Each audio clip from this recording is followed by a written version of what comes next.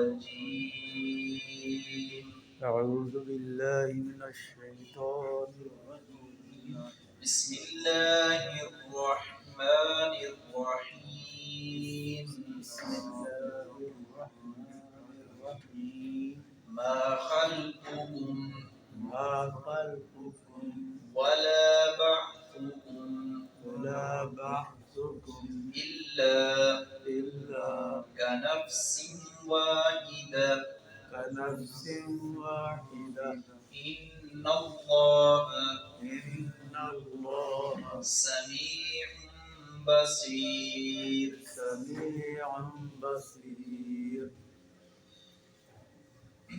اللہ رب العزت نے مرنے کے بعد دوبارہ زندہ کیے جانے کی بات کی ہے، اور تسلسل کے ساتھ جتنے بھی سپارے ہم نے پڑھے ہیں یا سورتیں پڑھی ہیں، اکثر آیات اسی موضوع پر گزر چکی ہیں کہ اللہ رب العزت قادر مطلق ہے، اور اللہ رب العزت کل کائنات کا خالق ہے، اور اس کی تخلیقات بے شمار ہیں، اس کے لشکر بے شمار ہیں۔ وَمَا يَعْلَمُ جُنُودَ رَبِّكَ إِلَّا هُوَ۔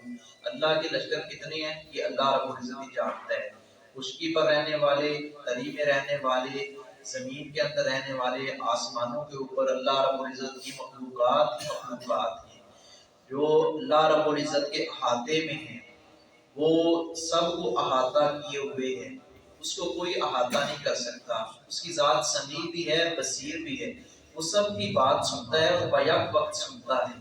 یہ نہیں کہ کچھ لوگوں کا سننا جو ہے وہ دوسروں کو سننے سے غافل کر دے، یا کچھ لوگوں کا دیکھنا دوسروں کو دیکھنے سے غافل کر دے۔ سب کو بیک وقت دیکھتا بھی ہے، سب کی بیک وقت فریاد سنتا بھی ہے، جواب دیتا بھی ہے۔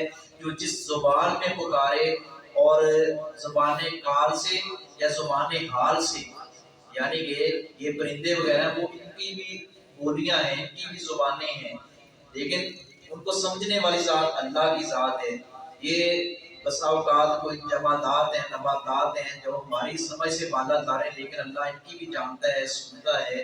اور چونکہ پیدا کرنے والی ذات وہ اکیلی ذات ہے، خالق وہ اکیلا ہے، تو اسی لیے اسی کو معبود سمجھتے ہوئے اور حقیقی معبود سمجھتے ہوئے، تنہا معبود سمجھتے ہوئے اسی کی عبادت کا حق کرنی چاہیے۔ تو یہاں اللہ رب العزت نے فرمایا کہ تم تعجب کا اظہار کرتے ہو کہ مریں گے، مرنے کے بعد دوبارہ اٹھائے جائیں گے۔